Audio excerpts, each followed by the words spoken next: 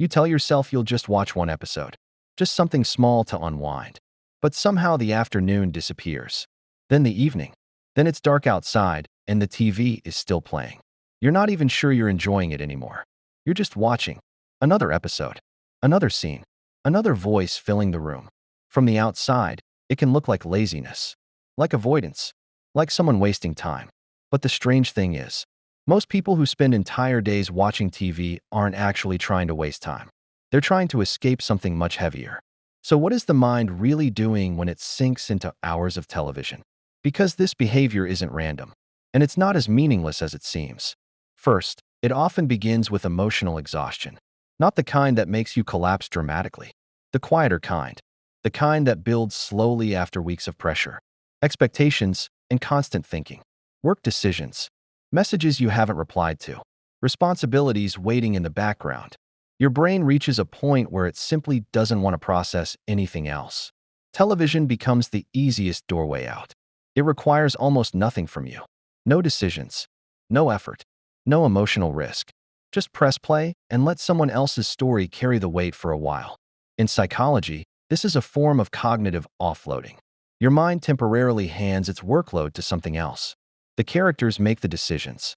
The plot moves forward. The tension resolves itself. And for a little while, your brain gets to rest. Another reason this happens is predictability. Real life is messy and uncertain.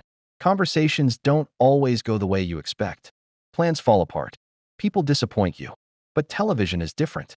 Stories follow patterns. Even when there's drama, your brain senses the structure underneath it. Beginning, conflict, resolution. That predictability creates a strange kind of safety. Your nervous system relaxes because it knows the chaos isn't real. It's contained inside the screen. But here's the part nobody tells you. For many people, watching TV all day isn't really about entertainment at all. It's about emotional buffering. When life feels overwhelming, the brain looks for something that fills space without demanding energy. Television does this perfectly. It fills silence. It fills loneliness. It fills the empty hours where thoughts might otherwise wander somewhere. Uncomfortable.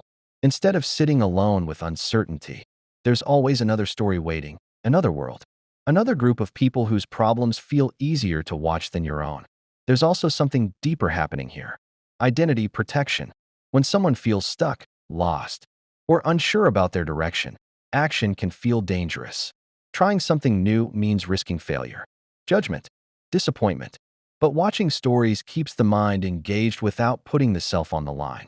You can feel emotion, suspense, connection, without risking your own identity in the real world. It's a safe emotional simulation. And this is where the behavior often changes as people grow older. In younger years, television might just be entertainment, a way to relax after school or work. But during harder life phases, burnout, uncertainty, loneliness, it quietly becomes something else. A background companion. Something that fills the room so the mind doesn't feel completely alone with itself. Over time, the habit can become almost automatic. You sit down. The remote appears in your hand. And before you've even thought about it, the screen is glowing again. In many ways, it works like emotional autopilot. The brain recognizes it as familiar, safe, effortless, like stepping into a familiar room where nothing unexpected will happen. And that's the real function behind it. For some people, television becomes a kind of emotional blanket, a steady rhythm of voices and stories that calms the nervous system. Not because the person is lazy, not because they lack ambition, but because their mind is trying to regulate itself in the simplest way it knows how. It's creating a small pocket of predictability inside a world that often feels overwhelming. So if you've ever looked up after hours of watching